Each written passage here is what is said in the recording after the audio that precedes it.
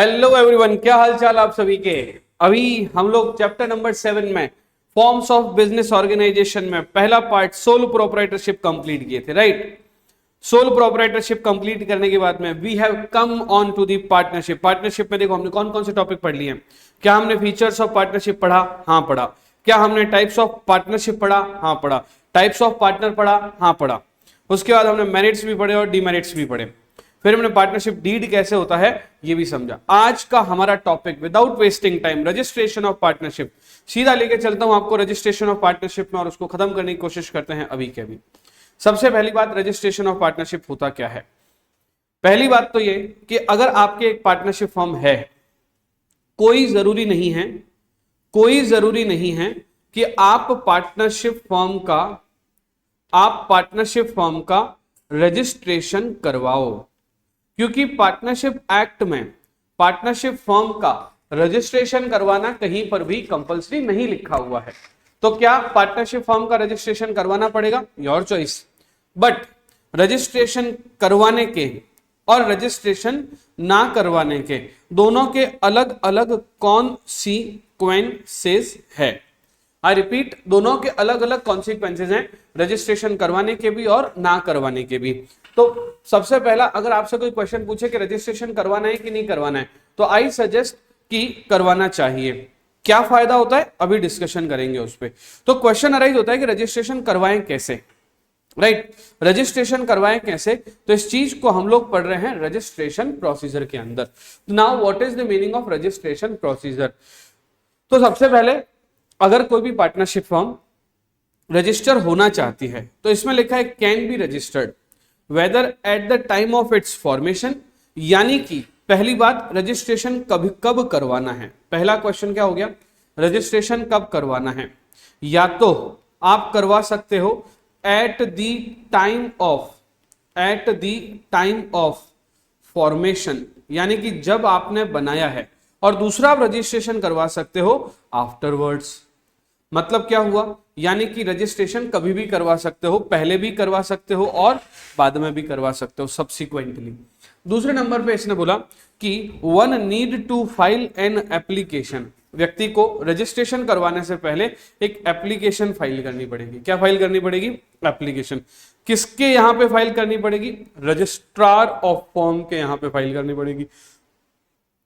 Registrar और firms को हम लोग बोलते हैं ROP, ठीक है, of the area where business is located. अब ये क्या है समझना, जैसे वेयर। तो पहला क्वेश्चन क्या हो गया, रजिस्ट्रेशन प्रोसीजर का। हम लोग क्या पढ़ रहे हैं, रजिस्ट्रेशन प्रोसीजर।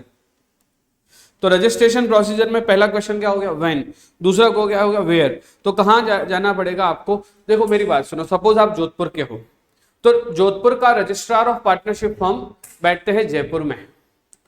अगर आप अहमदाबाद के हो तो गुजरात के हो, तो गुजरात के registrar of partnership firm ROP बैठते हैं गांधीनगर में। तो रजिस्ट्रार ऑफ फर्म्स जो है वो हर एक का अलग अलग ऑफिस होता है, और आजकल रजिस्ट्रार ऑफ फर्म जो है उसका चार्ज किसी व्यक्ति, किसी पोस्ट को दे रखा होता है। स्पेसिफिकली ये वाले ऑफिसेज नहीं होते हैं, ठीक है। तो रजिस्टर कहां करना है, आप जिस एरिया के हो, registrar of firm of your area मतलब क्या हो गया यहाँ पे, स्टेट, ठीक है। तो 2 पॉइंट समझ में आ गया आपको। यहां तक इस पूरे पैराग्राफ में हमने क्या क्या पढ़ा, इस फर्स्ट पैराग्राफ में हमने क्या क्या पढ़ा समझना। सबसे पहले रजिस्टर कब करवाना है, हम कहीं कभी भी करवा सकते हैं at the time of formation और आफ्टरवर्ड्स। दूसरे नंबर पे इन्होंने बोला one need to file an application with registrar of firm of area where business is located. जहां पे आपका बिजनेस लोकेटेड है वहां पे आप अपना रजिस्ट्रार ऑफ फर्म पे जो वहां के रजिस्ट्रार को आप अपना रजिस्ट्रेशन करवा सकते हो। क्लियर है यहां तक आप लोगों को बातें? अब क्वेश्चन अराइज होता है कि एप्लीकेशन कैसे जाएगी। तो सबसे पहले आपको एक एप्लीकेशन देनी होगी। एप्लीकेशन किसके लिए देनी होगी? For the purpose of partnership registration. इस एप्लीकेशन में क्या क्या नाम, क्या क्या चीजें होनी जरूरी है, तो समझना। सबसे पहले आपका नाम होना चाहिए फर्म का। आपने फर्म का नाम डिसाइड किया होगा। जैसे मैंने एग्जांपल में बोला था रमेश और सुरेश, तो रमेश और सुरेश की फर्म का नाम क्या हो गया, RS एंटरप्राइजेज। दूसरे नंबर पे name of place where business is carried on, जिस जगह पर आप बिजनेस कर रहे हो, आपको बिजनेस कहां करना है पहले डिसाइड करना होगा। राजस्थान में करना है तो जोधपुर, जयपुर, जैसलमेर कहां कर रहे हो। महाराष्ट्र में करना है तो मुंबई, वाशी, पुणे, कहां, नागपुर कहां कर रहे हो। बंगाल में कर रहे हो तो कोलकाता में करना है या फिर कहीं और करना है। तो जहां पर भी आप रजिस्ट्रेशन कर रहे हो वहां का आपको बिजनेस जहां कैरिड ऑन हो रहा है वहां लिखना होगा। Name of any other place, अगर एक से ज्यादा जगह है तो ठीक है। कौन कौन से पार्टनर्स हैं जो फर्म को ज्वाइन कर रहे हैं, उनका नाम और परमानेंट एड्रेस और ड्यूरेशन ऑफ द फर्म, यानी कि पार्टनर का नाम, पार्टनर का ड्यूरेशन और ये सब। और उसके बाद में आपको duly signed by all the partner और देयर ड्यूली ऑथोराइज्ड एजेंट। ये सारी इंफॉर्मेशन के साथ में आपको एप्लीकेशन फाइल करनी पड़ेगी। ठीक है, तो सब अगला टॉपिक हमारा क्या हो गया, हाउ। तो हाउ में क्या लिखेंगे हम लोग एक एप्लीकेशन देंगे। एप्लीकेशन में क्या क्या होगा, नेम होगा, ठीक है, नेम ऑफ फर्म, प्लेस जहां पे रजिस्टर हो रहे हैं, नेम ऑफ फर्म, प्लेस जहां पे रजिस्टर हो रहा है, पार्टनर की ज्वाइनिंग डेट, यानी कि पार्टनर कब से ज्वाइन हो रखा है, ठीक है। उसके बाद में आप बिजनेस कैरिड ऑन, कौन सा बिजनेस कैरिड ऑन कर रहे हो आप लोग, और उसके बाद में सिग्नेचर। इन सब चीजों के साथ में आपको एप्लीकेशन फाइल करनी रहेगी। ठीक है, तो 3 चीजें हो गई, पहला हो गया व्हेन, दूसरा हो गया वेयर और तीसरा हो गया हाउ। अब बात करते हैं, एवरी पार्टनर को साइन करना जरूरी है, वेरीफाई करना भी जरूरी है। हर पार्टनर को साइन भी करना होगा और वेरीफाई भी करना होगा। उसके साथ साथ अब जब अपन एप्लीकेशन दे रहे हैं ना, तो एप्लीकेशन अकेली नहीं जाएगी, एप्लीकेशन के साथ कुछ चीजें अटैचमेंट के रूप में भी जाती है। अब अटैचमेंट में सबसे पहला क्या हो गया, application for registration in prescribed from duly affidavit. यानी कि पहले तो देखो, अटैचमेंट यानी कि एप्लीकेशन की एक फाइल बनेगी, उसमें सबसे पहले हम लोग लगा लेंगे हमारा क्या, देखो हम लोग पढ़ क्या रहे हैं, पार्टनरशिप फर्म का रजिस्ट्रेशन कहां करवाने के लिए जाएंगे, रजिस्ट्रार ऑफ पार्टनरशिप फर्म में। जब हम रजिस्ट्रार ऑफ पार्टनरशिप फर्म में रजिस्ट्रेशन करवाने के लिए जाएंगे तो सबसे पहले एप्लीकेशन सबसे ऊपर रहेगी, ये लिख दिया मैंने एप्लीकेशन के साथ साथ एफिडेविट लगेगा कि जो बातें हमने एप्लीकेशन में लिखी है वो सारी सच है और हम उसको सर्टिफाई करवाते हैं। उसके बाद में एक पार्टनरशिप डीड भी जाएगी, सर्टिफाइड डीड जानी चाहिए, सर्टिफाइड कॉपी ऑफ डीड।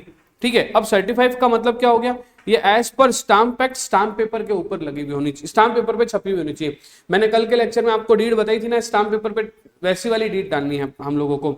उसके बाद में आपका एड्रेस प्रूफ बोलते हैं इसको ना, प्लेस ऑफ बिजनेस का ओनरशिप का प्रूफ। यानी कि जैसे मान लीजिए पार्टनरशिप फर्म ने खुद ने जगह खरीदी है या पार्टनरशिप फर्म ने किसी की जगह किराए पे ली है, तो या तो आपका पट्टा वगैरह होगा या फिर रेंटल और लीज एग्रीमेंट रहेगा। ये सारे डॉक्यूमेंट लेकर आप एप्लीकेशन के साथ चिपका कर एक फाइल बनाकर फाइल के ऊपर अपना नाम लिख दोगे, RS एंटरप्राइजेस, जो हमारी फर्म का नाम है, वो आप ले जाओगे कहां पे, अथॉरिटी के पास में। अथॉरिटी उसको चेक करेगी, उसको रिव्यू करेगी और अगर उनको ठीक लगता है तो आपको रजिस्ट्रेशन सर्टिफिकेट दे देगी। अब इसमें कुछ बातें आपको ध्यान में रखनी है। पहली बात आपको ध्यान रखनी है कि जो पार्टनरशिप का नाम होगा ना, पार्टनरशिप फर्म का नाम होगा, वो किसी से मिलता जुलता ना होना चाहिए। जैसे मान लीजिए कि कोई व्यक्ति ने ऑलरेडी एक बड़ी सी पार्टनरशिप फर्म खोल रखी है, तो आप उससे मिलता जुलता नाम रखोगे तो फिर कॉन्ट्राडिक्शन होगा ना। उसके अलावा कंट्री से रिलेटेड, नेशन से रिलेटेड, है ना, पैट्रोनेज ऑफ गवर्नमेंट बोलते हैं इसको, है ना, patronage of government, except where the government has given the written consent. मैं आपको एक छोटा सा एग्जांपल देता हूं, ठीक है। हमारा एक फ्रेंड है, उसने अपनी एक LLP स्टार्ट करी। मैं LLP की बात करूं, लिमिटेड लायबिलिटी पार्टनरशिप। उसने नाम रखा CS पॉइंट, जहां पे वो नीचे रखा one stop solution for all kind of compliances. क्योंकि वो CS था तो कंप्लायंसेस का वर्क वगैरह करता था, तो उसने नाम क्या रखा, CS point, one stop solution for all kind of compliances. Application चली गई। जैसे ही एप्लीकेशन गई तो उसको एक्सरसाइज किया आरओसी ने, रजिस्ट्रार ऑफ कंपनी का जो डिपार्टमेंट होता है मिनिस्ट्री ऑफ कॉर्पोरेट अफेयर्स, उन्होंने उसको एक्सरसाइज किया। जैसे ही उन्होंने उसको एक्सरसाइज किया तो इशू क्रिएट हो गया। क्या इशू क्रिएट हो गया कि कोई भी व्यक्ति जो सीएस इंस्टीट्यूट की परमिशन ना ले तब तक अपना नाम, ऑफिस का नाम सीएस पॉइंट टाइप से नहीं रख सकता, क्योंकि ये दिखने में ऐसा लग रहा है जैसे कोई ये आईसीएसआई की ही ऑर्गेनाइजेशन है। तो उन्होंने कहा कि अगर आपको इस नाम से एलएलपी खुलवानी है तो पहले आप जाओ आईसीएसआई जाके वहां से अप्रूवल लाओ कि हम अपनी एलएलपी का नाम सीएस पॉइंट रखना चाह रहे हैं। आप समझिए इतना ज्यादा स्ट्रिक्टनेस रहती है लिमिटेड लायबिलिटी पार्टनरशिप ऑफ और कंपनी में। As far as partnership is concern इतना ज्यादा स्ट्रिक्ट नहीं है, बट स्टिल आपका जो पार्टनरशिप फॉर्म का जो नाम है वो कोई गवर्नमेंट से रिलेटेड नहीं होना चाहिए, दिखने में गवर्नमेंट जैसा नहीं होना चाहिए। अगर वो है तो आपके लिए तकलीफ क्रिएट हो सकती है। उसके बाद इन्होंने कहा once the registrar of firm is satisfied, एक बार registrar of partnership firm satisfy हो गया कि application procedure has been duly complied with, कि आपने अपना पूरा प्रोसीजर कंप्लाई कर लिया है। छोड़ दीजिए, मैं एक लाइन में बताता हूं। अगर आपने अपना पूरा प्रोसीजर कंप्लाई कर लिया है और रजिस्ट्रार ऑफ पार्टनरशिप फर्म इस बात को लेकर कंफर्म हो जाता है तो ऐसी कंडीशन में आप आराम से रजिस्ट्रार ऑफ पार्टनरशिप फर्म आपको रजिस्ट्री करके दे देगा, रजिस्टर कर देगा। ये बात हुई रजिस्ट्रेशन की। तो पहली बात, इसी पॉइंट को मैंने शॉर्ट में आपके लिए लिख दिया था, रजिस्ट्रेशन प्रोसीजर। सबसे पहले कहां होगा, सबकी आवाज आनी चाहिए, रिपीट करेंगे सब लोग। सबसे पहले क्या होगा, व्हेन, कब करवाना है, या तो फॉर्मेशन के टाइम पे या बाद में। आई रिपीट, या तो कब करवाओगे, eight the time of formation या आफ्टरवर्ड। दूसरा वेयर, वेयर का मतलब कहां होगा रजिस्ट्रेशन, तो रजिस्ट्रार और फर्म ऑफ योर एरिया, यानी कि स्टेट स्पेसिफिक है, जिस स्टेट के आप हो उस स्टेट का आपको रजिस्ट्रेशन लेना होगा। कैसे लेंगे, सबसे पहले एप्लीकेशन जाएगी, एप्लीकेशन के अंदर फर्म का नाम, प्लेस कहां पे आप बिजनेस करना चाहते हो, एड्रेस प्रूफ कहां का आपका एड्रेस रहेगा, पार्टनर्स की ज्वाइनिंग डेट, उसका बिजनेस और सिग्नेचर। ये सब होने के साथ साथ आपको और क्या क्या चीजें ऐड ऑन करनी है वो भी सुन लीजिए। ये सब चीजें होने के साथ साथ आपको ऐड करना रहेगा सबसे पहला आपको एप्लीकेशन लेनी है। मैं बता रहा हूं आपके लिए अटैचमेंट क्या क्या रहेंगे। उसके बाद में एक आपको एफिडेविट लगाना है, ठीक है। एफिडेविट के बाद, वैसे इसमें नहीं लिखा हुआ है बट मैं बता देता हूं, पार्टनर्स की केवाईसी। पार्टनर्स की केवाईसी का मतलब क्या हो गया, आधार हो गया पार्टनर का पैन कार्ड हो गया, ये सब चीजें भी आपको साथ में लगेगी। उसके बाद में एड्रेस प्रूफ है ना, यानी कि आप किस जगह पे बिजनेस करना चाहते हो इसका एड्रेस प्रूफ। ये सारी चीजों के साथ में, इन सब चीजों के साथ में जब आप जाओगे, उसके बाद में ऐसा कुछ नहीं, यस एड्रेस प्रूफ के लिए मैंने बता दिया, स्टैम्प पेपर वगैरह वो सब एड्रेस प्रूफ में आ गया। ये सब चीजों के साथ जब आप जाओगे तो आपका अगर सारा डॉक्यूमेंटेशन वगैरह सब बढ़िया है तो आपका रजिस्ट्रेशन वो कर देंगे। अगर आपके डॉक्यूमेंटेशन वगैरह में कोई भी तरह की इश्यू आती है तो वो आपको वापस से कॉल करेंगे और बताएंगे कि भैया देखो आपका नेम मिसमैच है, या फिर आपका ये सो एंड सो चीज है, ये प्रॉब्लम दे रही है, इसको आप सही करके दो। जब आप सही करके दोगे आपको रजिस्ट्रेशन मिल जाएगा। Now our question is, what if I do not take registration, अगर मैं अपना रजिस्ट्रेशन नहीं करवाता हूं तो क्या होगा, ये आज का हमारा क्वेश्चन है, ठीक है। उसके बाद डिसोल्यूशन ऑफ फर्म है, ये तो हम ऑलरेडी पढ़ा चुके हैं। तो बस हम लोग समझते हैं कि अगर हम लोग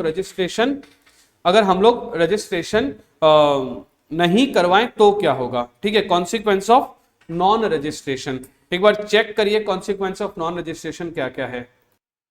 तो भाई साहब, अगर आपने पार्टनरशिप फर्म का रजिस्ट्रेशन नहीं करवाया तो क्या होगा। अगर कोई व्यक्ति पार्टनरशिप फर्म में नॉन रजिस्ट्रेशन की साइड में जाता है, अगर कोई व्यक्ति पार्टनरशिप फर्म के नॉन रजिस्ट्रेशन की साइड में जाता है, यानी कि अपना वो रजिस्ट्रेशन नहीं करवाता है, तो समझना क्या होगा। पहली बात, it is not compulsory, I repeat it is not compulsory कि आप अपना रजिस्ट्रेशन करवाओ। पहली तो बात यह है कि आपको अपना रजिस्ट्रेशन करवाना जरूरी नहीं है। As there are no penalties, यानी कि कोई भी तरह की पेनल्टी नहीं है अगर पार्टनरशिप फर्म रजिस्टर्ड नहीं है तो। हाउ एवर, लेकिन इट इज एडवाइजेबल, ये एडवाइस दी गई है कि since the following rights are denied to the unregistered firm. पता है इन्होंने कैसे पकड़ा, दो तरह की फर्म होती है, एक तो रजिस्टर्ड और दूसरा अनरजिस्टर्ड। तो अब ये क्या बोलेंगे कि अगर आप रजिस्टर्ड हो तो आपके पास ये सारे राइट्स रहेंगे, और अगर आपको ये सारे राइट्स चाहिए तो रजिस्टर हो जाओ, राइट्स नहीं चाहिए तो रजिस्टर मत हो जाओ। तो अब देखो राइट क्या क्या मिलेंगे। पहला राइट, अब partner can not file suit in any court against the firm or other partner for enforcement of any right arising from contract or right conferred by partnership act. मतलब एक पार्टनर जो होता है ना, पार्टनर कभी भी shoot file नहीं कर सकता। आई रिपीट, पार्टनर कभी भी शूट फाइल नहीं कर सकता किसी भी कोर्ट में अगेंस्ट द फर्म। यहां पे मुद्दा क्या हो रहा है, पार्टनर किसका पार्टनर, अनरजिस्टर्ड फर्म का पार्टनर किसके खिलाफ शूट फाइल नहीं कर सकता है, फर्म के खिलाफ शूट फाइल नहीं कर सकता है। सपोज मान लीजिए कि दो पार्टनर थे, दो पार्टनर के बीच में झगड़ा हो गया, तो एक पार्टनर दूसरे पार्टनर के खिलाफ तो शूट फाइल कर सकता है, केस कर सकता है, तो नॉर्मल बात हो गई। यहां पे कह रहा है कि partner can not file shoot against whom, firm. ये पहली बात हो गई। दूसरी बात, a right arising from a contract cannot be enforced in any court by or on behalf of firm against any third party। Suppose ऐसा समझो कि एक व्यक्ति है ए, हमारी पार्टनरशिप फर्म का नाम था RS enterprises, RS partnership firm. अब ए जो है ना, वो ए आरएस एंटरप्राइजेज के खिलाफ शूट फाइल करे, ये तो सेकेंडरी बात है। आरएस एंटरप्राइजेस के नाम से हम किसी के भी खिलाफ शूट फाइल नहीं कर सकते। जैसे मान लीजिए कि हमने एक बिल रेज किया, 5 लाख रुपए का हम ए से मांगते हैं। ए ने हमें चेक दे दिया। ए हमारा कौन, ए हमारा बायर। ए आया हमारे पास कुछ खरीदने के लिए, तो हमको पैसे देने थे। ए हमको पैसे दे रहा था आरएस एंटरप्राइजेस को, आरएस एंटरप्राइजेस ने उसको गुड्स दे दिए। तो ए ने क्या दे दिया, चेक, और चेक दिया पोस्ट डेटेड, यानी कि आज चेक दिया कि 10 दिन बाद आप लगा देना, पैसे उठा लेना। अब ए ने किसको चेक दिया है, आरएस एंटरप्राइजेस को। आरएस एंटरप्राइजेस जब ए को गुड्स दे दिया, तो अब आरएस एंटरप्राइजेस पैसे लेगी कि नहीं लेगी, लेगी। लेकिन आरएस एंटरप्राइजेस ने पैसे तो लिए ही नहीं, सामान दे दिया, पैसे मांगती है। अब आरएस एंटरप्राइजेस को पैसे चाहिए। क्या आरएस एंटरप्राइजेस अपने खुद के नाम से शूट फाइल कर सकती है? तो ये क्या बोल रहा है, right from contract can not be enforced in any court by or on behalf of your firm against any third party. वैसे तो देखा जाए तो आरएस एंटरप्राइजेस का क्या बन गया, राइट बन गया। क्या राइट बन गया कि वो ए से पैसे ले, लेकिन आरएस एंटरप्राइजेस कहीं भी रजिस्टर्ड ही नहीं है। क्योंकि आरएस एंटरप्राइजेस कहीं पे भी रजिस्टर्ड नहीं है, इसलिए आरएस एंटरप्राइजेस का कोई राइट भी नहीं रहेगा। इसके बाद इसने बोला further the firm or any of its partner can not claim set off or mutual adjustment of debt owned by the disputant parties to one another or other proceeding in a dispute within a third party. यहां पे इसने क्या बोला, further. इसके अलावा क्या बोला, further the firm or any of its partner, ना तो फर्म ना फर्म का कोई partner can not claim set off, that is mutual adjustment of debt owned by disputant partner to one another or other proceeding in a dispute within third party. अब इसको अगर summarise करें तो सबसे पहला right आप court में shoot file नहीं कर सकते अगर आप रजिस्टर्ड नहीं हो तो, ठीक है। दूसरा, आप जो है कोई भी कॉन्ट्रैक्ट जो कि आप या कोई भी राइट जो किसके फेवर का है, फर्म के फेवर का है, तो भी फर्म उसके लिए केस फाइल नहीं कर सकती। ऑल इन ऑल अगर आप कौन हो, अनरजिस्टर्ड, तो आपको तकलीफ भुगतनी पड़ेगी कि आप किसी के खिलाफ केस नहीं कर सकते। क्यों नहीं कर सकते, इसका रीजन समझो। क्या होता है कि जब मैं कोर्ट में केस फाइल करता हूं, तो सपोज मैंने कोई कोर्ट में केस फाइल किया, तो पहली पार्टी का नाम क्या हो जाएगा, दीपक। अब दीपक कौन है, तो दीपक का आधार कार्ड, जो दीपक का आधार कार्ड है वो उससे पता चल जाएगा दीपक कौन है। मान लीजिए कि अगर मेरी फर्म है आरएस एंटरप्राइजेज, और अगर आरएस एंटरप्राइजेज कहीं पर भी शूट फाइल कर रही है, कैसे पता चलेगा आरएस एंटरप्राइजेज है कौन, कैसे पता चलेगा आरएस एंटरप्राइजेज किस लेवल से शूट फाइल कर रही है। कैसे पता चलेगा आरएस एंटरप्राइजेज, कैसे पता चलेगा कि आरएस एंटरप्राइजेज जो है वो का एड्रेस प्रूफ क्या है। अब आपने रजिस्ट्रेशन नहीं करवाया, किसी भी डिपार्टमेंट में आपका नाम ही नहीं है, जैसे मैं लिखूं ABC limited registered under companies act, मतलब रजिस्ट्रार ऑफ कंपनी के अंदर रजिस्टर में मेरा नाम लिखा हुआ है। अगर मैं एलएलपी हूं तो मेरा नाम लिखा हुआ है, because I am in corporate entities. अब अभी अपन रजिस्टर्ड ही नहीं है कहीं पर भी, तो कोर्ट में मेरा प्रूफ क्या रहेगा, partnership firm registered under any act. तो मैं रजिस्टर्ड हूं, रजिस्टर्ड एंटिटी हूं, तो कोर्ट भी मेरे केस को एंटरटेन करेगी। लेकिन मैं रजिस्टर्ड एंटिटी नहीं हूं तो कोर्ट मेरे केस को एंटरटेन नहीं करेगी। This is the major point, this is the major point. अभी हम लोग अगर बात करें, अभी हम लोग बात करें कि पार्टनरशिप फर्म में हमने क्या क्या चीजों को देखा, तो पूरी की पूरी चीज को अगर हम लोग रिवाइज करेंगे, अगर स्टार्टिंग से मैं आपको लेके चलता हूं, स्टार्टिंग से मैं आपको लेके चलता हूं कि हमने क्या क्या पार्टनरशिप फर्म में पढ़ा। आज हमने अपना पार्टनरशिप भी पूरा कंप्लीट कर दिया है, सोल प्रोप्राइटरशिप भी पूरा कंप्लीट कर दिया है, यहां तक हमारा पूरा कंप्लीट हो गया है। कुछ स्टूडेंट ने डिमांड करी थी कि सर वो पीडीएफ नहीं आया, तो यस पीडीएफ भी आपको सून मिल जाएगा। ठीक है, सबसे पहले इंट्रोडक्शन की बात करें तो इंट्रोडक्शन में मैंने कहा था कि पार्टनरशिप फर्म का डिसीजन लेने से पहले आपको यह समझना होगा, पार्टनरशिप फर्म का डिसीजन लेने से पहले आपको ये बात समझनी होगी कि आप 2 या 2 से ज्यादा लोग मिलकर काम करोगे। इसमें आपको ये ध्यान रखना है कि पहले कुछ फाइनेंशियल रिसोर्सेज यानी कि पैसे आएंगे, पैसों के साथ साथ कुछ ना कुछ मैनेजरियल एबिलिटी होगी, उसके साथ आपका प्रॉफिट शेयर होएगा। प्रॉफिट शेयर करने के साथ साथ since the resource of sole proprietor to finance, यानी कि सोल प्रोपराइटर अकेला फाइनेंस कर नहीं सकता, इसलिए 2 या 2 से ज्यादा लोग मिलकर फाइनेंस करवाएंगे। उसके बाद में पार्टनरशिप बिजनेस जो है, पार्टनरशिप बिजनेस जो है वो कोई ना कोई प्रॉफिट मार्जिन के लिए होगी, प्रॉफिट मेकिंग के लिए होगी। उसका सुपरविजन, उसका कंट्रोल, उसका डिवीजन ऑफ वर्क वगैरह सबको भी, उसको भी हम लोगों को ध्यान रखना है। पार्टनरशिप फॉर्म बनाने के लिए आपको एक पार्टनरशिप डीड बनानी रहेगी। पार्टनरशिप के हमने फीचर्स क्या पढ़े थे, एक आपका एग्रीमेंट होगा, एग्रीमेंट के साथ साथ एक बिजनेस होगा। एग्रीमेंट 2 या 2 से ज्यादा लोगों के साथ होगा, एग्रीमेंट के अंदर सारी की सारी टर्म्स एंड कंडीशन लिखी हुई होगी, जिसको हमने डीड कहा।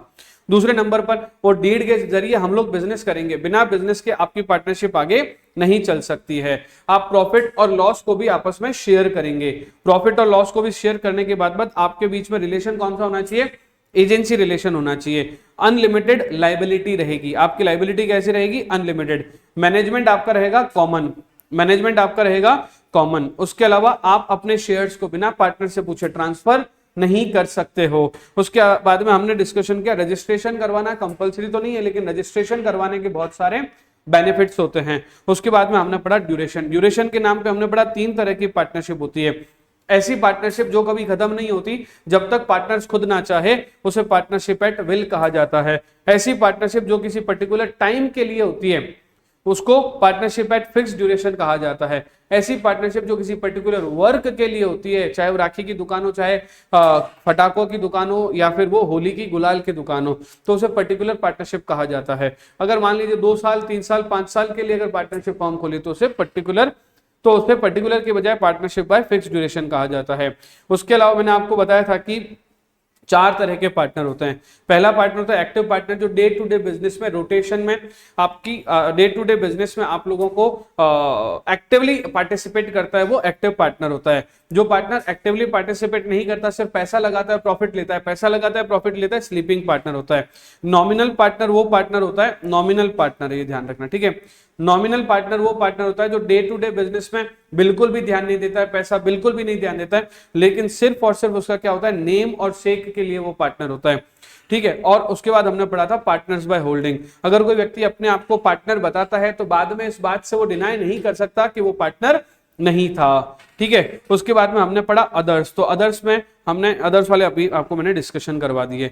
उसके बाद में हमने डिस्कशन किया पार्टनरशिप का फायदा क्या क्या है। बनाना इजी है, कंपनी से करते हैं, है ना, तो 1 से ज्यादा लोग होते हैं, फाइनेंशियल रिसोर्सेज एक जगह पे आ जाते हैं। मैनेजरियल स्किल आपकी काम आती है यहाँ पर, ठीक है। पूलिंग ऑफ मैनेजरियल स्किल, एक जगह पे सब लोग मिलकर मैनेजमेंट करते हैं। रमेश अलग कर रहा था, सुरेश अलग कर रहा था, रमेश और सुरेश की मैनेजरियल स्किल आपकी यहाँ पे काम आएगी। बैलेंस्ड बिजनेस डिसीजन, आपकी जो बिजनेस डिसीजन है वो बैलेंस रहते हैं अगर आप आपके बिजनेस डिसीजन बैलेंस रहते हैं अगर आप एक से ज्यादा लोग मिलकर काम करते हैं तो। रिस्क आपकी शेयर हो जाती है, पहले रमेश ने 2 लाख लगाए, सुरेश ने 2 लाख लगाए, तो 4 लाख है, अगर नुकसान हो गया तो 4 लाख की रिस्क भी आपस में डिस्ट्रीब्यूट हो जाएगी। यहाँ पे आपकी प्राइवेसी रहती है, वर्क आप डिवाइड कर सकते हो। कुछ नुकसान भी है, अनलिमिटेड लायबिलिटी रिस्क का, ठीक है। उसके बाद डिसहार्मोनी के रिस्क, रमेश और सुरेश की शादी के बाद में आपस में नहीं बनी थी, ये मैंने बताया था आपको। विड्रॉल करने के लिए आपको दूसरे पार्टनर से पूछना पड़ेगा। इंस्टीट्यूशनल कॉन्फिडेंस नहीं होता है क्योंकि आप कहीं पर ज्यादा रजिस्टर नहीं होते हो, इसलिए पब्लिक में भी आपका ट्रस्ट जनरेट नहीं होता है। यहां तक हमने पिछले लेक्चर्स में पढ़ के, आज हमने पार्टनरशिप का रजिस्ट्रेशन पढ़ा था, डीड हमने जस्ट पिछले लेक्चर में पढ़ा है, तो मुझे नहीं लगता कि रिवीजन की जरूरत है, तो मैं इस वीडियो को एक जगह पर रोक देता हूं। नेक्स्ट वीडियो में हम लोग HUF स्टार्ट करेंगे, आज ही इसका नेक्स्ट वीडियो भी अपलोड हो जाएगा मतलब कि, तो इसके लिए आप स्टे कनेक्टेड, दोनों वीडियो साथ में देखना, अगला वाला वीडियो भी साथ में देख लो। अभी हमने क्या पढ़ा है, पार्टनरशिप, नेक्स्ट वीडियो में हम लोग सीखेंगे HUF। Thank you so much, happy learnings.